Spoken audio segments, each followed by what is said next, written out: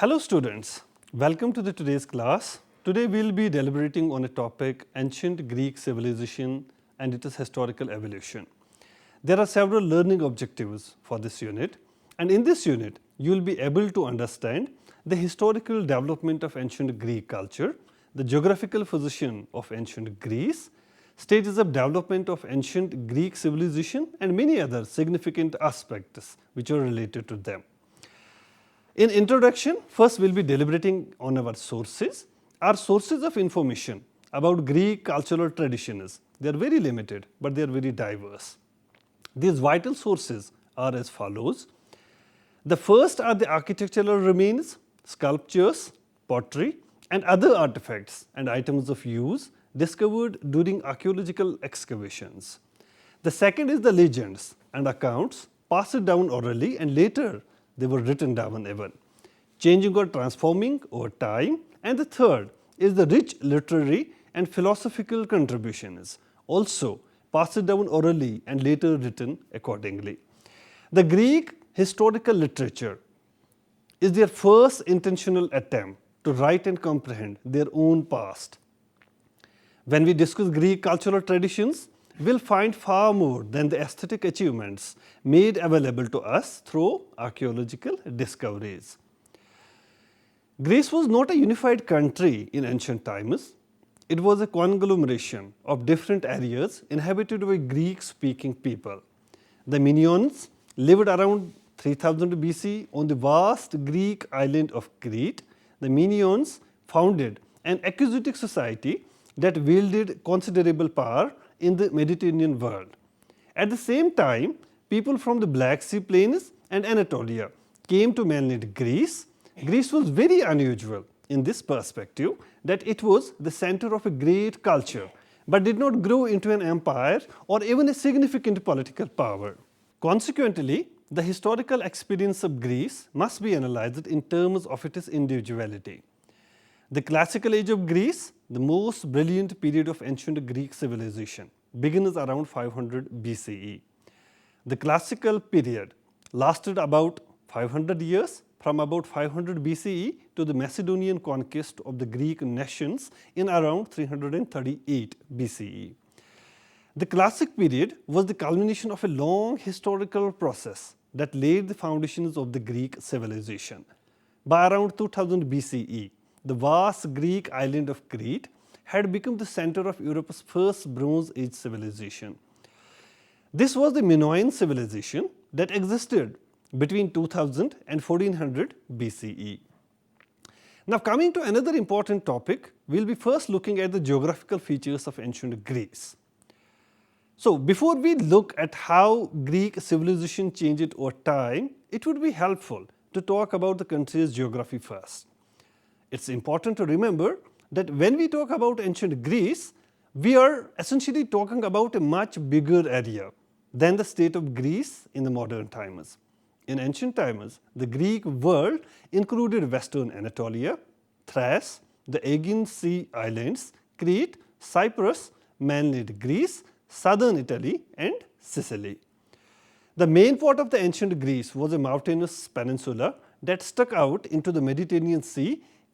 It also had about 2000 islands in the seas of the Aegean and Ionian. Ancient Greece also included the land on the east side of the Aegean Sea. The physical geography of the area had a direct effect on Greek traditions and customs. Ancient civilizations in Egypt, the Fertile Crescent, India and China were all shaped by rivers just like ancient Greece was shaped by the sea. In a way, the Greeks didn't live on land. Instead, they lived around the sea. Greeks almost never had to go more than 85 miles to get to the coast. The Greeks used the Aegean Sea, the Ionian Sea and the nearby Black Sea as important ways to get around. Most of Greece was linked by these sea routes. As Greek sailors got better, they were able to travel to other places by sea. Greece didn't have many natural resources like wood, precious metals and farmland, so sea travel and trade, they were the two very important means.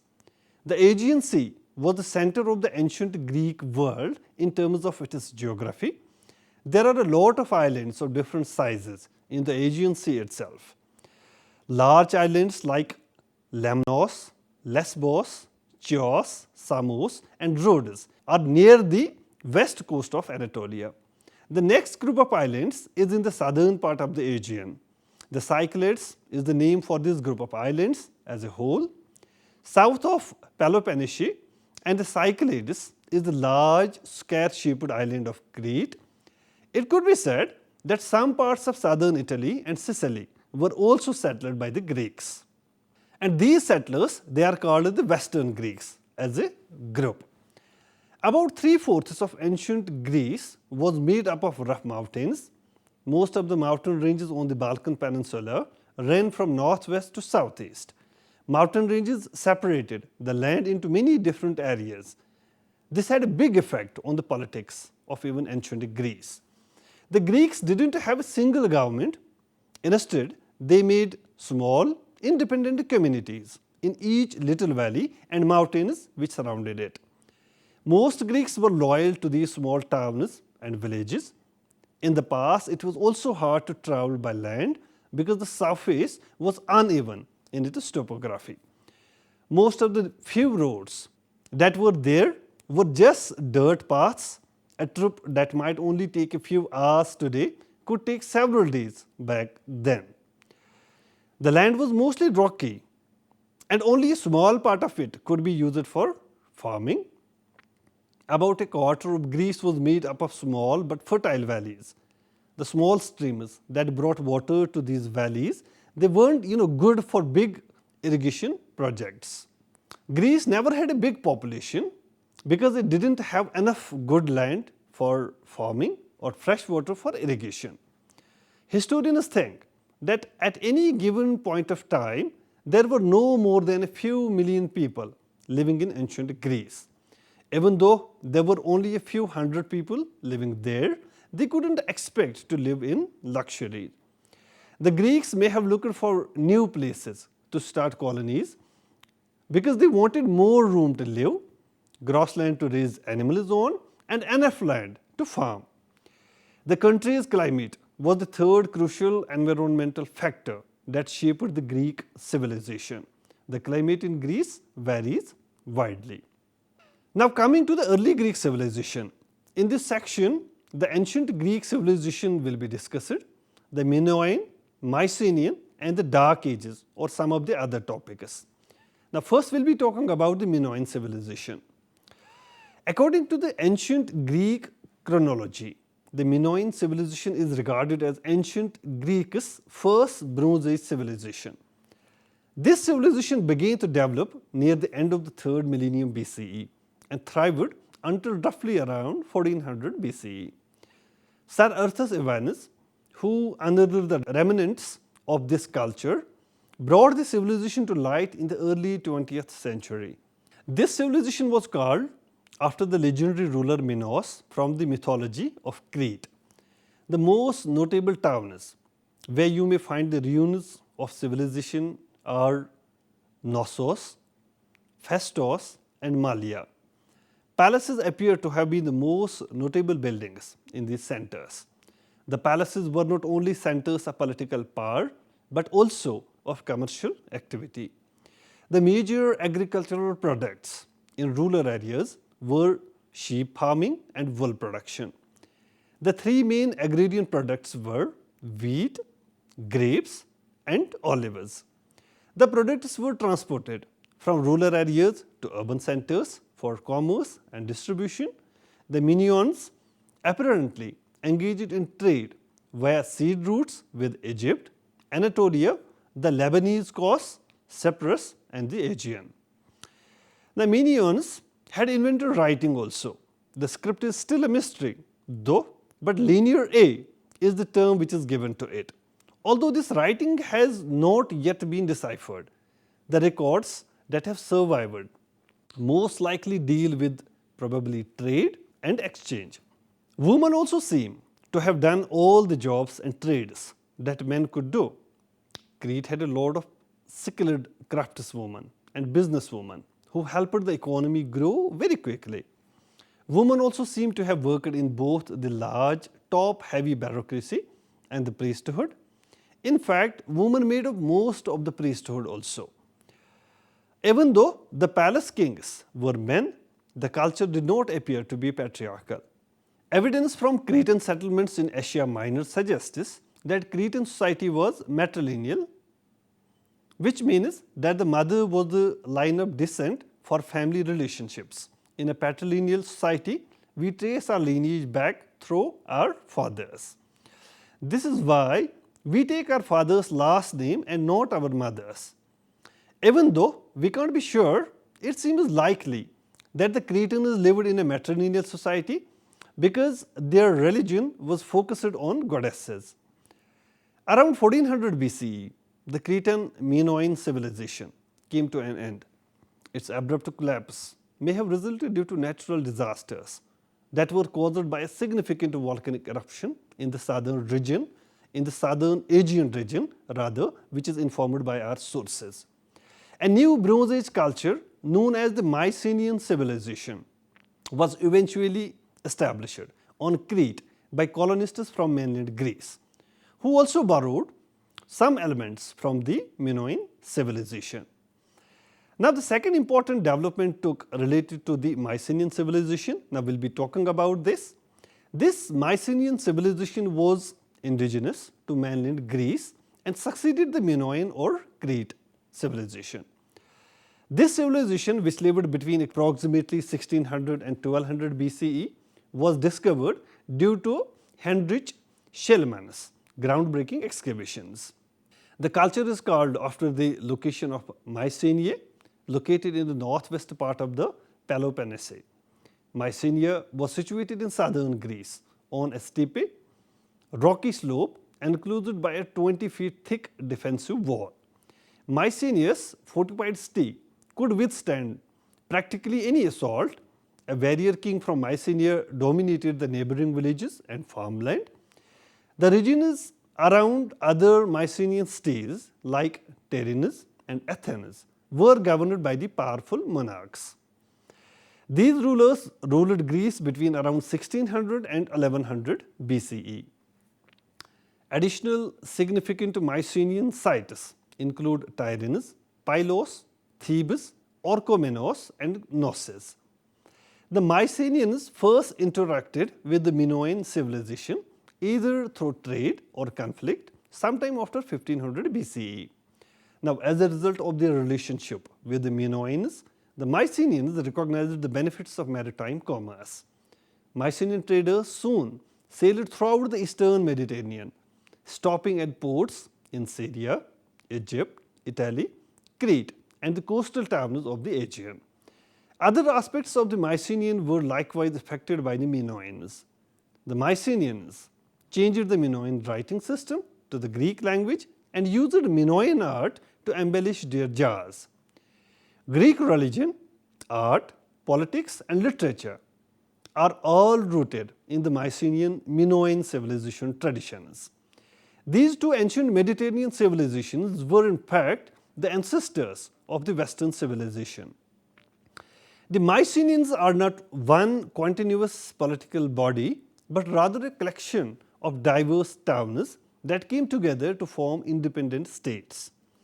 Warrior chiefs were in charge of these states, and the Mycenaean urban centers were controlled by fortified palace complexes, where the chiefs, who typically were the legal title Vanex, presided over their domains.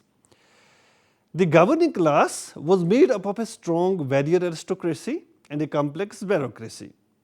Through centralized bureaucratic institutions, the fortified palace complexes exercised significant influence over the separate economies of the Mycenaean states. Almost every sector of the economy was governed by this bureaucracy. The Mycenaeans engaged in a lot of international trade. Their principal exports included oil, ceramics and textiles. They brought in tin, copper and gold also. A considerable surplus was also available to the ruling class, who were at the top of society's hierarchy. The Mycenaean chiefs were interred in either enormous chamber tombs or beehive-shaped tombs. The riches that many of the Mycenaean chiefs or kings enjoyed are clear from the resources that would have been required to build these tombs and the acquisitive craftsmanship of the items discovered in them. We can learn more about the function of palaces in the Mycenaean economy from the extensive written records that have survived. The Mycenaeans developed a writing system also, which was known as the Linear B. In 1952, Michael Ventris succeeded in deciphering the Linear B script of this civilization. Ventris discovered that the script was written in an early form of the Greek language. One of the peninsula's oldest groups of Greek-speaking inhabitants were the Mycenaeans. The migrations of the Greeks, a branch of the Indo-European people, must be understood in light of the 3rd millennium BCE's tribal migrations. Scholars refer to the Mycenaean language as Proto-Greek, since it is different little from that of our later Greek settlers. The script of Linear B is written in this language. The majority of the Linear B writings that have survived are found on the clay tablets. They almost always consist of inventories or accounts and make little mention of the religious or political history. Palace officials undoubtedly prepared them to keep track of the shockingly numerous transactions that the palace was required to conduct to control various economic activities. The widespread consistency of the writing in the Mycenaean region indicates that the bureaucracy, or at least the professional scribes, were chosen from a close-knit group with connections spanning the entire peninsula. The Mycenaeans engaged in a 10-year battle with Troy, a free trading city in Anatolia, in the 1200 BCE. According to mythology, a Trojan prince had abducted Helen, which was the lovely wife of a Greek monarch, prompting a Greek army to besiege and destroy Troy. For a long time, scholars believed that the myths surrounding the Trojan War were entirely made up. However, German archaeologist Heinrich Schellmans in 1870s, when he found in northwestern Turkey some evidences which raised the possibility that the myths surrounding the Trojan War may have been founded on actual cities, people and occasions. Moreover, 20th century archaeological research confirms Schellmann's conclusions. This Troy invasion was almost one of the final Mycenaean military expeditions, even though the actual character of the Trojan War is still unknown.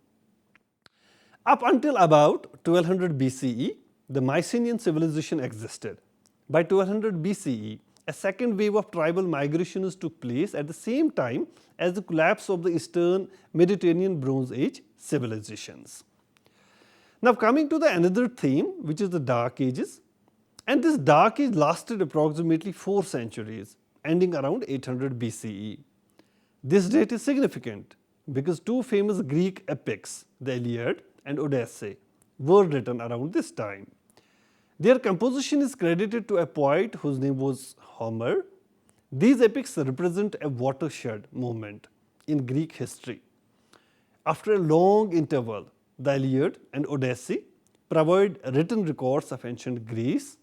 In addition to their literary importance, these epics provide a rich source of historical information. Both of these poems are examples of epic poetry. The fundamental premise of the Iliad is the conflict between a coalition of Greek nations and the realm of Troy. The ruins of ancient Troy are located in the northwestern corner of Anatolia. According to this epic, this conflict, which is also known as the Trojan War, this lasted for around 10 years. Odyssey narrates the tale of Odysseus, one of the war heroes, on his journey home after the conflict's conclusion. The epics provide insight into different facets of contemporary religion, mythology, beliefs, dietary habits and attire. Scholars formerly believed that the Iliad and Odyssey were influenced by events that occurred during the Mycenaean period and spoke about it.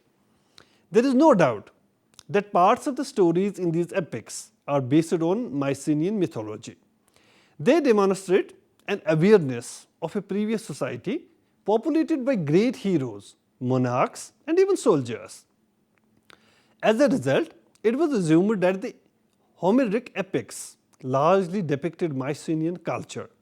The reconsideration of these writings, particularly in light of more extensive archaeological data, has permitted historians to see the Iliad and Odyssey as Dark Age texts. The actual elements of daily life recorded in them date from the end of the Dark Age and reflect a rupture with Mycenaean social formation. Historians now divide the Dark Age into two sub-periods. One starts from 1200, it continues up to around 1050 BCE, and the second starts from 1050 BCE, it continues up to 800 BCE. Mycenaean urban centers fell throughout the first sub-period, and there are traces of widespread depopulation. The archaeological evidence shows a significant drop in population between 1300 and 1100 BCE. There are fewer and smaller settlements. Tribal migrations, at times violent, were also occurring during this time period. Around 1200 BCE, the Mycenaean economy, which was founded on centralized regulation by the palace bureaucracy, it also collapsed. It also erased written records in the linear B script. Long distance trade was again hampered, making it very difficult to obtain copper and tin for the manufacturing of bronze artifacts in the cities. The causes of such extensive disintegration are yet unknown and are being disputed by the academics. A new economy and social structure emerged in Greece sometime before 1000 BCE.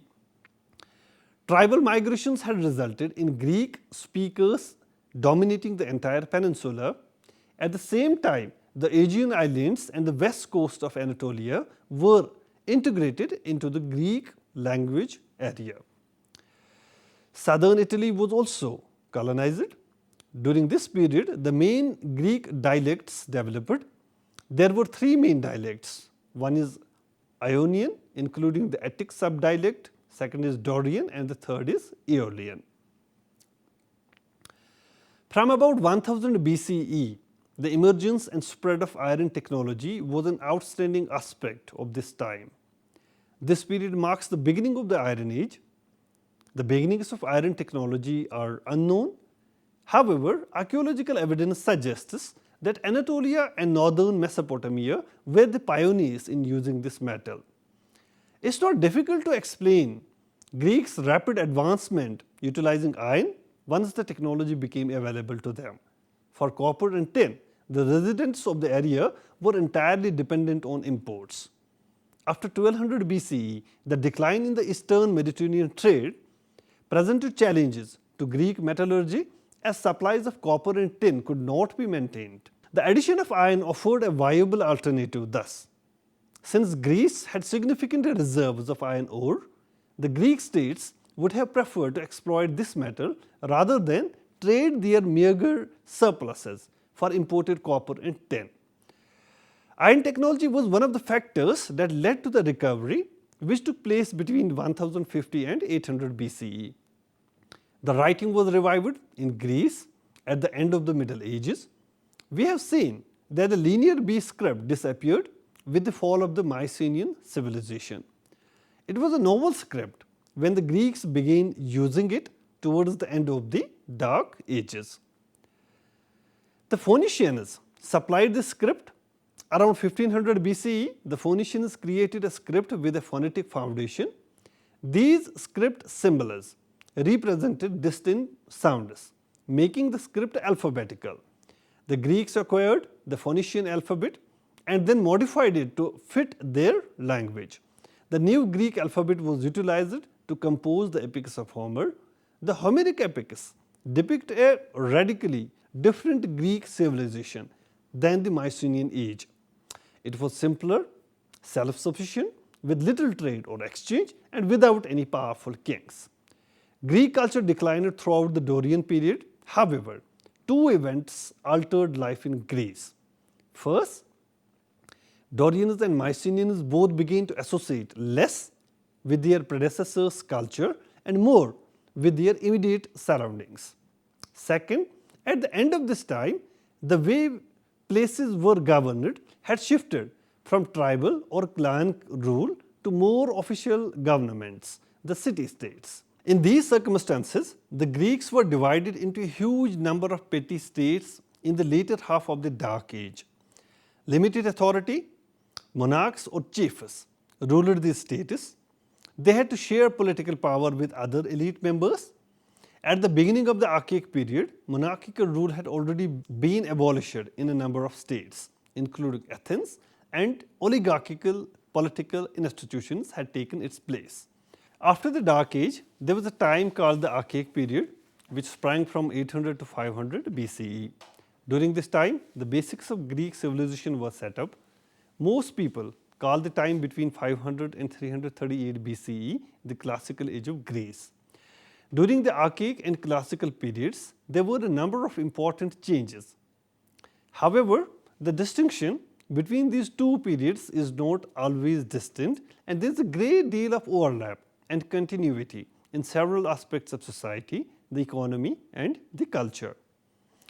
This is all what we have to study in this topic. I hope you have enjoyed the session. Thank you so much.